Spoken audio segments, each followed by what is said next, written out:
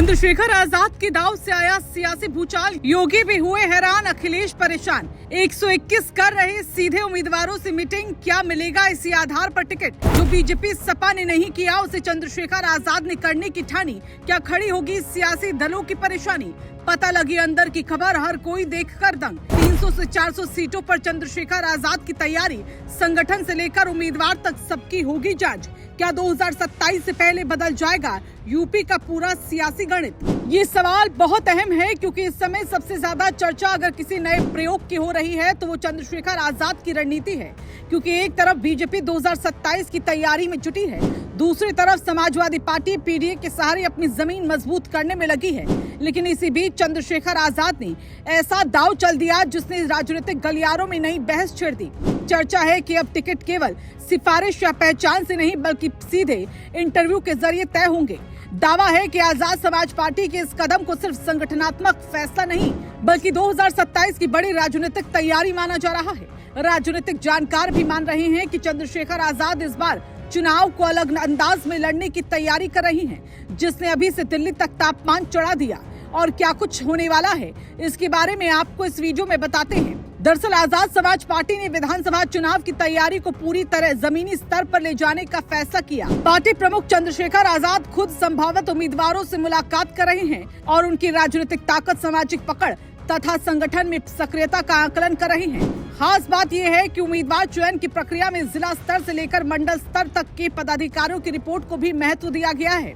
यानी केवल दावेदारी पेश करना देना काफी नहीं होगा, बल्कि ये भी देखा जाएगा कि उम्मीदवार अपने क्षेत्र में कितना सक्रिय है और जनता के बीच उसकी कितनी पहचान है। सबसे बड़ी चर्चा इस बात की है कि चंद्रशेखर आजाद यूपी की बड़ी संख्या वाली सीटों पर चुनाव लड़ने की तैयारी कर रहे हैं। चंद्रशेखर आजाद ने किया खाका तैयार। राजनीतिक गलियारों में माना जा रहा है कि पार्टी 300 से 400 सीटों पर मजबूत दावेदारी पेश करने का खाका तैयार कर रही है। अगर ऐसा होता है तो इसका असर केवल बसपा या सपा पर नहीं बल्कि बीजेपी की रणनीति पर भी पड़ सकता है, क्योंकि पश्चिम यूपी से लेकर पूर्वांचल तक चंद्रशेखर आजाद लगातार अपनी मौजूदगी दर्ज करा रहे हैं। नगीना लोकसभा सीट की जीत के बाद उनका आत्मविश्वास पहले से कहीं ज्यादा मजबूत दिखाई दे रहा है। यही कारण है कि अब वो केवल आंदोलनकारी नेता नहीं बल्कि बड़े चुनावी खिलाड़ी के रूप में खुद को स्थापित करने की कोशिश कर रहे हैं। राजनीतिक जानकारों का मानना है कि इस पूरी कवायद का सबसे बड़ा संदेश ये है कि पार्टी संगठन को मजबूत किया जाए। लंबे समय तक यूपी की राजनीति में टिकट वितरण को लेकर सवाल उठते रहे हैं, लेकिन आजाद समाज पार्टी अब ये संदेश देना चाहती है कि टिकट उसी को मिलेगा जिसकी जमीन पर पकड़ होगी। यही वजह है कि इंटरव्यू प्रक्रिया को इतना महत्व दिया जा रहा है। पार्टी के भीतर भी ये माना जा रहा है कि मजबूत उम्मीदवार ही भविष्य में संगठन को विस्तार दे सकते हैं। इसी कारण हर क्षेत्र के प्रभारी और पदाधिकारियों से भी लिखित रिपोर्ट मांगी जा रही है ताकि नेतृत्व को वास्तविक स्थिति का पता चल सके। उधर बीजेपी और समाजवादी पार्टी दोनों इस पूरे घटनाक्रम पर नजर बनाए हुए हैं। बीजेपी जहां अपने विकास और संगठन के दम पर चुनावी तैयारी कर रही है, वहीं समाजवादी पार्टी पीडीए समीकरण को मजबूत करने में जुटी है।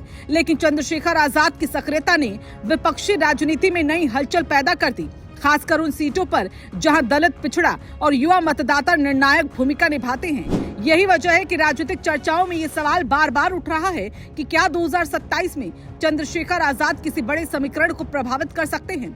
अभी इसका जवाब भविष्य के गर्भ में है, लेकिन उनकी गतिविधियां लगातार चर्चा का विषय बनी हुई है।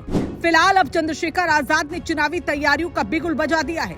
उम्मीदवारों के इंटरव्यू से लेकर संगठन की रिपोर्ट तक हर स्तर पर गंभीर तैयारी दिखाई दे रही है। एक तरफ बीजेपी अपनी रणनीति को धार दे रही है, दूसरी तरफ सपा सामाजिक समीकरण साधने में लगी है और इसी बीच आजाद समाज पार्टी ने भी अपनी ताकत दिखाने की शुरुआत कर दी।